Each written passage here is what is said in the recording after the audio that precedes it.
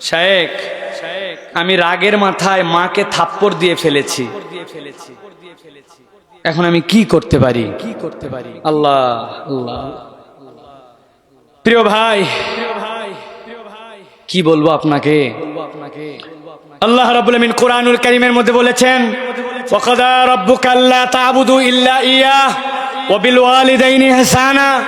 আল্লাহর ইবাদতের পরে সবচেয়ে বড় আপনার ইবাদত পাওয়ার হকদার, সবচেয়ে বড় কথা শোনার জিম্মাদার, যার কথা আপনাকে শুনতে হবে, তিনি হচ্ছেন আপনার পিতামাতা। আল্লাহ বলছেন, ওয়ালা তাকুল্লাহুমা উফফিউ ওয়ালা তানহারহুমা ওয়া কুল্লাহুমা কাওলান কারীমা। উফ শব্দ বলো না, এহেকার দিয়ে কথা বলো না। আমার বাপ মার সাথে আমি ঝাড়ি দিয়ে কথা বলি না, কথাই বলবো না। আল্লাহ বলছেন জি না, ওয়া কুল্লাহুমা কাওলান কারীমা। চুপ করে থাকবি হবে না, বাপ মায়ের সাথে সুন্দর করে কথা বল। তাবেঈদের মধ্যে থেকে আসে ইবনে শিরিন থেকে সম্ভবত একজন মক্কায় এসে বলতেছে, আমি কি আমার মায়ের হক আদায় করতে পেরেছি? কি করছো মায়ের? বলে, আমার মাকে আমি মাথার মধ্যে করে মিশর থেকে নিয়ে আসছি, আসার পরে আমি হজ করাইছি, তাওয়াফ করাইছি, সাই করাইছি, সব করাইছি। আমার মাকে কোলে করে আমি হজ শেষ করাইছি, মিনা মুজদালিফা আরাফা। আমি কি আমার মায়ের হক আদায় করছি? উনি বলতেছেন, তোমার মা তোমারে 9 মাস যে পেটে নিয়েছিল, তার একদিনের হকও আদায় করতে পারো না। আপনি আপনার মাকে থাপ্পড় দিয়ে দিছেন। আহারে, কি করবেন? বাঁচা তো লাগবে, জাহান্নাম থেকে বাঁচা লাগবে। জড়ায় ধরেন পা, বেঁচে থাকলে তার কাছে যাই ক্ষমা চান। কেমনে ক্ষমা করবে আপনি জানেন না। আপনি শুয়ে পড়েন মাটিতে, আপনার মাকে তার পা আপনার মুখের উপরে তুলে দেন, দিয়ে বলেন, মা তুমি আমাকে মাফ করে দাও, জীবনে একটা ভুল করছি মা, আর কোনোদিন ভুল করব না। কেবল এইটুকুই নয়, কোরআন বলতেছে কেউ যদি প্রকাশ্য ভুল করে, তাহলে আল্লাহর কাছে তওবার পরে তাকে প্রকাশ্য কিছু নেক আমলে আপনাকে প্রমাণ দিতে হবে। আপনি এর পরের থেকে মায়ের জন্য এমন বিনয়ী হবেন, এমন কথা বলবেন, এমন দান সদকা করবেন, এমন নামাজি হবেন, এমন ইবাদত গুজার হবেন, আপনার মা যেন বুঝতে পারে ওই ভুলের পরিবর্তে আমার সন্তান আজকে এরকম করতেছে, তবে যদি আল্লাহ মাফ করে। আল্লাহ নবী বলছেন, যাও লাক্কিনু মাউতাকুম, তোমাদের মৃত ভাইদেরকে তালকিন করো লা ইলাহা ইল্লাল্লাহ।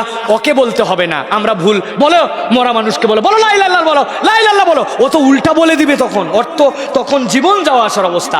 আল্লাহ নবী বলছেন, পাশে যেয়ে বলো লা ইলাহা ইল্লাল্লাহ, লা ইলাহা ইল্লাল্লাহ। ও যেন মুখ দিয়ে বলে। ইয়া রাসূলুল্লাহ, সাহাবীর তো কালেমা আসে না, সাহাবীর কালেমা আসে না। আল্লাহ নবী বললেন, তাড়াতাড়ি তাড়াতাড়ি তার মা আছে কিনা খবর দাও। মাকে ডেকে নিয়ে আসা হলো। মাকে আনার পরে বলল, তোমার সন্তানের কালেমা মুখ দিয়ে বের হচ্ছে না, তুমি কি মনে কোনো অসন্তুষ্টি আছে কিনা? বলে, ইয়া রাসূলুল্লাহ, আমার সন্তান আমাকে দেখভাল করে, আমার খবর নেয়, আপনার সাহাবী, আপনার প্রিয় জিহাদ করেছে, আপনার জন্য হিজরত করেছে, আমি সব কিছুই জানি, কিন্তু ইয়া রাসূলুল্লাহ, সে আমার সাথে ঠিকঠাক মতো কথা বলতো না, সে তার অন্যান্য পরিবারের লোকের উপরে তাদেরকে প্রায়োরিটি দিত, আমাকে প্রায়োরিটি দিত না, আমার সাথে আমার কথা শুনতো না, আমার কথাটা আমলে নিত না। আল্লাহ নবী বললেন, কাঠ নিয়ে আসো, আগুন নিয়ে আসো। ও তো যাওয়ার পরেও জাহান্নামে যাবে, দুনিয়াতে জ্বলায় দাও, আগুন দিয়ে জ্বলায় পুড়ায় দাও। মায়ের মন নরম, আমার সন্তানকে পুড়ায় দিবেন কেন?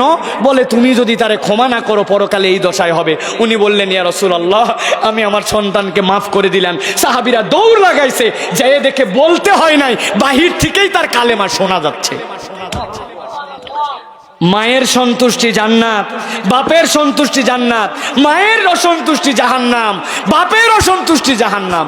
আপনি তওবা করেন আর পিতামাতার খেদমতে রত হয়ে যান, যেভাবে হোক আপনাকে মাপ নিতে হবে। আল্লাহু আকবার, গায়ে হাত তুলে ফেলছেন আপনি। অথচ এরকম অনেক সন্তান আমাদের আছে, মাকে তুই তুকারি করে, হাঁকার মারে, মাকে গুনেই না। একটু আগে আয় বাপ, একটু বাজারে যা বাপ, একটু এই কাজটা করে দে রে সোনা, এই ওদের সাথে মিশিস না রে, এই তুই এরকম করে চলিস কেন, চুলটা এরকম কাটলি কেন, বাপরে তোর আচরণ এরকম কেন, রাখাব, উল্টো পাল্টা কথা বলবে না বেশি। এরকম ঝাড়ি দেয় কিনা? এই ঝাড়ি আপনার জাহান্নামে যাওয়ার কারণ হবে। আল্লাহ আমাদেরকে বুঝ দান করুন, আল্লাহুম্মা আমিন।